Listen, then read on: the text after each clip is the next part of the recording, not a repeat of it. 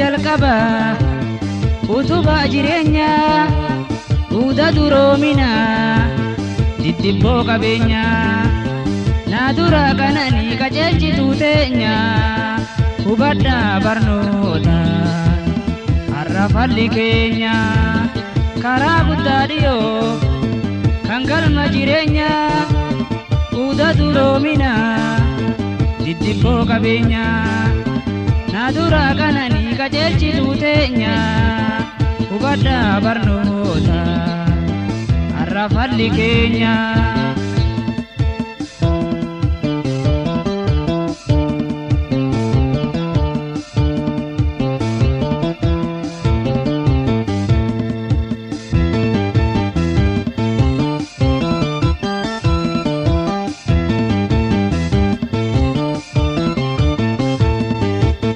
Shamarran biyya tokko barnootatti eegaa fi doofummaan barnoota hambatti ajabaannu barree barsiisutti. Yaa shamarran biyya tokko barnootatti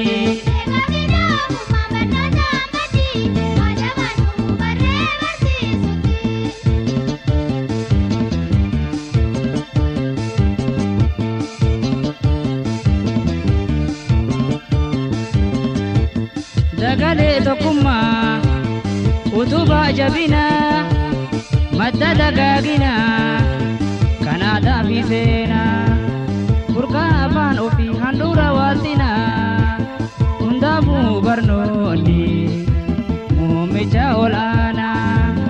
Dagalee tokkummaa utubaa jabina madda dagaagina kanaadaa fi seenaa burqaa afaan ofii handhuura waaltina hundaafuu barnoonni muummicha ol'aanaa.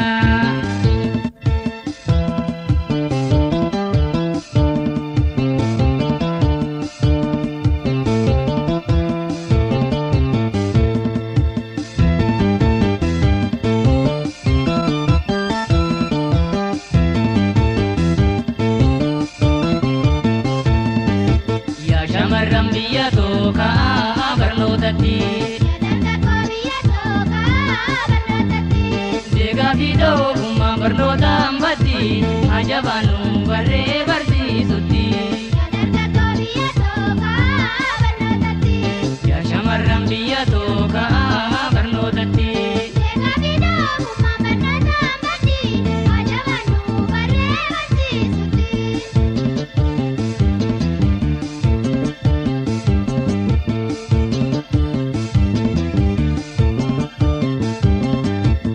barnoonni ifaadha ifa walii gala mirkanii namummaa isaatu madaala namni fayyaa qabu akkamii wallaala jireenyi doofummaa bootti isaa golgola.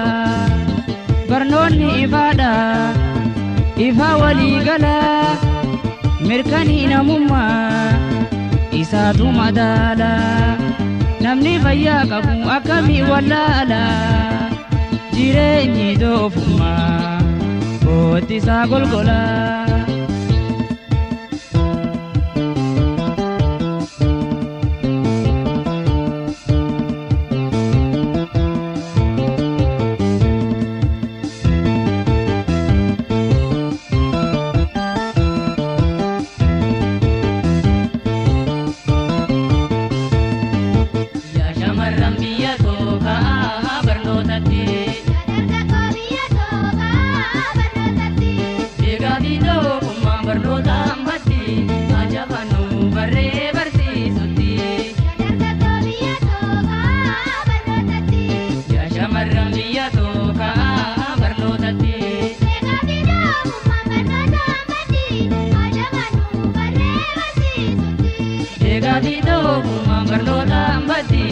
Ajabaannu barree barsiisutti.